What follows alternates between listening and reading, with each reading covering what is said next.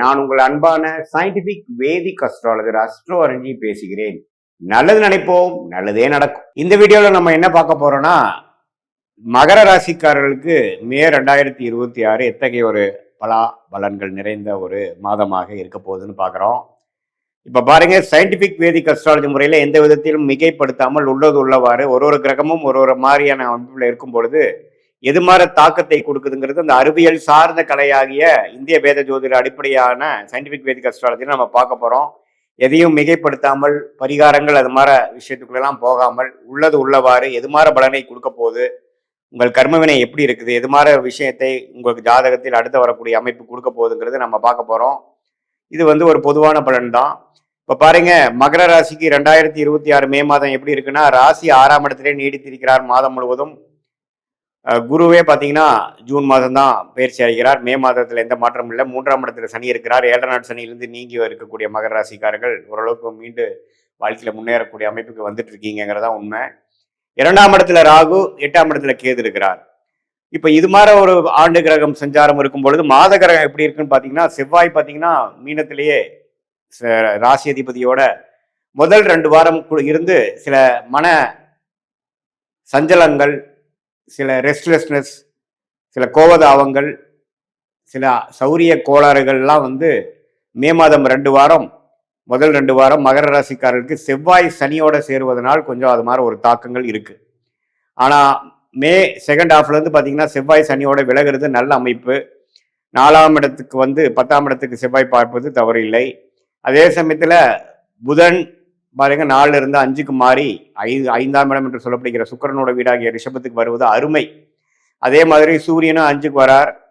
அப்புறம் மாத கடத்தியில பார்த்தீங்கன்னா சுக்கிரனும் 6ஆம் இடத்துக்கு போறார். சுக்கிரனே 5ஆம் வீட்டில் ஆட்சி பலத்தோடு இருக்கிறது அருமையான ஒரு டைம். ஸோ கோல்டன் டைம் மே 2nd week, 3rd week, 4th வீக்ல இருந்து வரக்கூடிய செகண்ட் ஹாஃப் ஆஃப் மே மாதம் மகர ராசிக்கு ஒரு நல்ல அமைப்பு இருக்கு.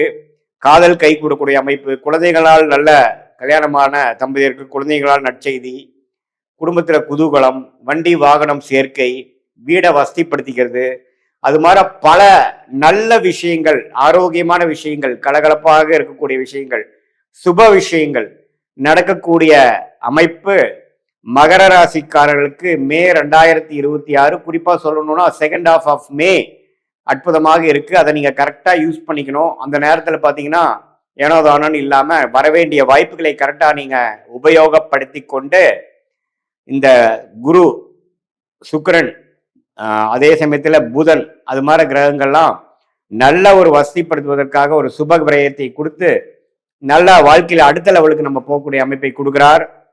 வெளிநாடு விஷயங்கள், வெளிமாநில விஷயங்கள், சுப செலவுகள், இது எல்லாமே இருக்கு. அதே சமயத்துல வருமானமும் இருக்கு. ஸோ இது அற்புதமான ஒரு காலத்தை நீங்க மகர ராசிக்காரங்க இவ்வளவு தூரம் கடந்த 2-3 வருஷமாலாம் ஜென்மசனி, அஷ்டம சனி எல்லாம் தாக்கி ஜென்மசனி, பாத சனியிலேருந்து வெளியில் வரக்கூடிய மகர ராசிக்காரர்களுக்கு இந்த வாய்ப்பை கரெக்டாக யூஸ் பண்ணிக்கணும். காதல் விஷயத்தில் இருக்கிறவங்க, காதல் செய்து கொண்டு இருக்கிறவங்க, காதல் கை கூடக்கூடிய அமைப்புகள் இருக்கு. பேரண்ட்ஸ் கிட்ட இருந்து பர்மிஷன், கன்சென்ட்டு, ஒத்துழைப்பு, பர்மிஷன் கிடைக்கக்கூடிய அமைப்புகளாக உண்டு. அதே மாதிரி கலைத்துறையில் இருக்கக்கூடிய, மீடியா துறையில் இருக்கக்கூடியவங்களுக்கு நல்ல ரெகக்னிஷன் வாய்ப்புகள் உண்டு. வெளிநாடு போகக்கூடிய அமைப்புகள் உண்டு. சுப முதலீடு பண்ணி வியாபாரத்தை அடுத்த லெவலுக்கு கொண்டு போகக்கூடிய ஒரு எக்ஸ்பான்ஷன் பண்ணக்கூடிய அமைப்புகள் கண்டிப்பாக உண்டு. ஸோ மகர ராசிக்காரர்களுக்கு பார்த்தீங்கன்னா இதுவரை கொஞ்சம் மே மாதம் 2 வாரம், மார்ச் மாதத்திலாம் கொஞ்சம் சிறு சிறு பிரச்சனைகள், மன சஞ்சலங்கள்னால் பாதிக்கப்பட்ட மகர ராசிக்காரங்களுக்கு இது ஒரு நல்ல மாற்றமாக மே 2026 குறிப்பாக சொல்லணும்னா செகண்ட் ஹாஃப் நல்ல ஒரு வாய்ப்பாக இருக்கு. அதை நம்ம யூஸ் பண்ணிக்கணும். மாணவர்களும் பார்த்தீங்கன்னா புதன் சுக்கிரனோட வீட்டுக்கு நல்லா புரிதலோட, ஒரு ஆம்பிஷனோட, கிளாரிட்டியோட, கான்ஃபிடென்ட்டோட படிக்கக்கூடிய அமைப்புகள் மாணவர்கள் காம்படிட்டிவ் எக்ஸாம் எழுதுறவங்களா இருந்தாலும் சரி, 10th 12th எக்ஸாம் எழுதுறவங்களா இருந்தாலும் சரி, மேற்படிப்புக்காக என்ட்ரன்ஸ் எக்ஸாம் போறவங்களா இருந்தாலும் சரி, ஒரு நல்ல அமைப்பை கொடுக்கக்கூடிய ஒரு அமைப்பு இருக்கு. இந்த டைம் நீங்க நல்லா யூஸ் பண்ணிக்கணும். இது ஒரு பொதுவான பலனை தவிர உங்களுடைய ஜென்ம ஜாதகத்துல எது மாதிரி தசா புக்திகள் போய்கொண்டிருக்கிறது, உங்களுடைய லக்னம் என்ன, உங்களுடைய நட்சத்திரம் அவிட்டமா, திருவோணமா உத்திராடமா அப்படிங்கிறதெல்லாம் பார்த்து உங்கள் தசாபுக்திகள் எப்படி போய் கொண்டிருக்கிறது, அந்த தசநாதனும் புக்திநாதனும் இப்போ கோச்சாரத்தில் எது மாதிரி அமைப்பில் போயிட்டு இருக்காங்க அப்படிங்கிற விஷயத்தெல்லாம் நம்ம பார்க்கும் பொழுது நம்மளுடைய கர்மா எது மாதிரி விஷயத்தை காட்டுது, இந்த பொதுவான பலனை காட்டிலும் இன்னுமே துல்லியமான பலன்கள் என்ன, தசா புக்தி அந்தரம்னு நம்ம பிரித்து தசைய வருட கணக்கில் பார்த்து, புக்தியை 2 வருடம் 3 வருடம் லெவலில் பார்த்து, அந்தரம் பார்த்தீங்கன்னா மாத கணக்கில் பார்த்து, சூக்ஷமம் வாரக்கணக்கில் பார்த்து எது மாதிரி விஷயங்கள் நமக்கு காத்திருக்குது, எது மாதிரி பிராப்தங்கள் நம்மளோட ஜாதத்தில் இருக்கு, எது மாதிரி விஷயங்கள் நமக்கு சரி வராதுங்கிறதெல்லாம் தெரிந்து அதுக்கு தகுந்த மாதிரி நம்மளுடைய வாழ்க்கை பயணத்தை திட்டமிட்டு அந்த செயல் அமைப்புகளை வடிவமைத்து அது மாதிரி நம்ம அந்தந்த நேரத்தில் நம்ம செய்து கொண்டேயானால் தேவையற்ற பண விரயங்கள், தேவையற்ற சமய விரயங்கள் எல்லாம் தவிர்த்து, ஏன்னா வாழ்க்கையில் நம்ம ஒரு 1000 வருஷம் வாழ போகிறதில்ல.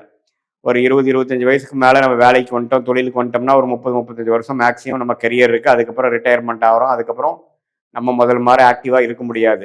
அந்த 30-35 வருஷம் எது மாதிரி தசாபுக்திகள் போய் கொண்டிருக்கிறது பொறுத்து தான் நம்ம பிரச்சனை இல்லாத வாழ்க்கையை நோக்கி போகிறோமா அல்லது பிரச்சனையை நோக்கி போகிறோமாங்கிறது தெரிஞ்சுக்கணும். அதை தெரிந்து அதுக்கு தகுந்த மாதிரி ப்ரிகாஷனரி விஷயங்கள் பண்ணோம்னா நம்மளுடைய பிரச்சனைகளை நாம் தேவையில்லாமல் அதிகப்படுத்தி கொள்ளாமல், எப்படி மழை பெய்யும் பொழுது கொடையை பிடித்து கொண்டு நம்மளை நாமளே கொஞ்சம் பாதுகாத்து கொள்கிறோமோ, அதே போல இந்த சயின்டிஃபிக் வேதிக் அஸ்ட்ராலஜி முறையில் நம்மளுடைய கர்மாவை தெரிந்து கொண்டு அது எது மாதிரி விஷயத்தை காமிக்குது, நம்ம என்ன பிறவி பயன் என்ன, எந்த ஒரு விஷயத்துக்காக நம்ம பிறந்திருக்கோம், எது நமக்கு நேச்சுரலாக நல்லா வரும், எது நமக்கு ஃபார்ச்சுனேட்டாக யோகமாக இருக்கிறது, எது நமக்கு அவயோகமாக இருக்கிறதுங்கிறதெல்லாம் பாஸ்டில் நம்ம என்ன நடந்ததுங்கெல்லாம் பேசி சிங்க் ஆகி இப்போ ப்ரெசண்ட்டுக்கு நெக்ஸ்ட்டு போகக்கூடிய ஷார்ட் டேர்ம் ஃப்யூச்சர் என்ன, அடுத்தது வரக்கூடிய லாங் டேர்ம் ஃப்யூச்சர் என்ன அப்படிங்கிற மாதிரி விஷயங்கள்லாம் நம்ம பார்த்து அதுக்கு தகுந்த மாதிரி ஒரு வாழ்க்கை அமைப்புகளை திட்டங்களை தீட்டி அதுக்கு சேர்ந்த மாதிரி செஞ்சோம்னா சயின்டிஃபிக் வேதிக் அஸ்ட்ராலஜி முறையில் நல்ல பலன் அனுபவிக்கலாம். நம்ம இந்த மாதிரி பரிகாரங்கள் அது மாதிரி விஷயத்துக்குள்ள போய் நம்ம கர்மாவை மாற்றிட முடியும் அப்படிங்கிறதுல சயின்டிஃபிக் வேதிக் அஸ்ட்ராலஜி முறையில் பெரிய நம்பிக்கை இல்லை.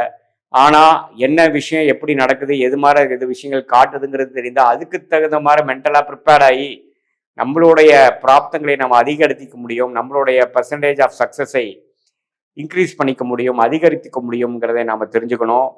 அதே சமயத்தில் நம்மளுடைய விஷயங்கள் வேலையா தொழிலா, காதல் திருமணமா அரேஞ்ச் மேரேஜா, வெளிநாடா உள்நாடா, கவர்மெண்ட் ஜாபா ப்ரைவேட் செக்டாரா, எது மாதிரி அமைப்புகள், இது மாதிரி ஒரு வயசுக்கும் நமக்கு கேள்விகள் நிறையா இருக்குது, நம்மளுடைய சாய்ஸஸ் நிறையா இருக்குது. அதுக்கு வேணுங்கிற விஷயங்கள் தான் கரெக்டாக நம்ம சயின்டிஃபிக் வேதிக் அஸ்ட்ராலஜி மூலமாக ஃபில்டர் பண்ணி அதில் போனோம்னா தேவையற்ற சமய விரைகளை தவிர்த்து எளிதில் எதிர்நீச்சல் போடாமல் வாழ்க்கையில் வெற்றி பெற முடியும் என்று சொல்ல விரும்புகிறேன். மீண்டும் மற்றொரு காணொலியில் சந்திப்போம். நன்றி. மாந்திங்கிறது சனியோட மறுபக்கம்னு சொல்லுவாங்க, சனியோட மகன் கூட சொல்றாங்க. சனியாச்சும் நல்ல விஷயங்கள் நம்ம தெரிஞ்சுக்கிறதுக்காக சில விஷயங்களை ஹார்ஷாக சொல்லி கொடுத்து ஒரு நல்ல வடிவத்தை கொடுத்துட்டு போயிடுவார். பட் மாந்தி அப்படிலாம் கிடையவே கிடையாது. அது ஒரு ஆவிகளின் தலைவர். துர்மரணம் ஃபுல்லாவே மாந்தினாலே துர்மரணம் லேடிஸோடது தான். ஒரு வீட்டுக்கு வாழ வந்த பெண்ணை நல்லபடியாக வாழாம ஒரு வாழ வெட்டியாகவோ இல்லாட்டினா அந்த காலத்துல வீட்டை விட்டு வெளியே அனுப்பியோ இல்லாட்டினா ஒன்றுக்கும் மேற்பட்ட திருமணம் நடத்தி அவங்களை குடும்பப்படுத்தி இருந்து இறந்தாங்கனோ அவங்களுக்கு முறையான பித்ருதோஷம் செய்யாம ஆவிகள் சுத்திட்டு இருக்கும் பார்த்தீங்களா, அதுதான் மாந்தி.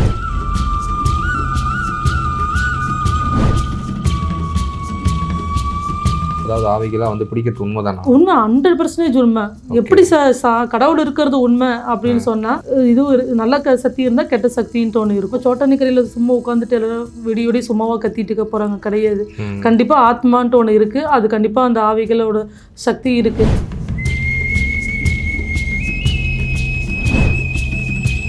இறந்து போன ஆத்மாக்கள் இயங்கிட்டே தான் இருப்பாங்க. திடீர்னு ஒரு வீட்டில் ஒரு ஆத்மா இறந்துருச்சு அப்படின்னு சொன்னா அவங்க நம்மள மாதிரி இயங்கிட்டே தான் இருப்பாங்க. பட் ஆனால் அவங்க பேசுறதுக்குன்னு சொல்லிட்டு அந்த தொண்டை பகுதி மட்டும் இருக்காது. அவங்க பேசினா நம்மளுக்கு கேட்காது. பட் நம்மளோட இயங்கிட்டு இருப்பாங்க. அவங்க அந்த வீட்டில் தான் இருப்பாங்களா? 100% இருக்காங்க. அதை சொல்ல பார்த்தீங்களா, நான் பேசுறது அத்தனையுமே கண்ணுக்கு முன்னாடி பார்த்த விஷயங்கள் தான்.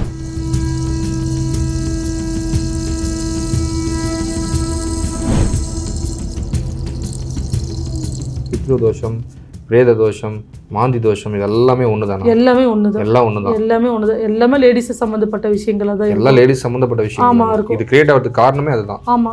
ஓகே. அதனாலதான் வீட்டுல வாழ வந்த பெண்ணை வந்து கண் கலங்காம பாத்துக்கணும் அப்படின்னு சொல்லிட்டு அந்த காலத்துல சொல்லி வளர்த்தவங்க. Okay ma'am. இனி வர காலகட்டங்கள் இந்த ஜாஸ்தி ஆகுதா இல்லையா அப்படிங்கிறது ஜென்ஸ் கையில தான் இருக்கு.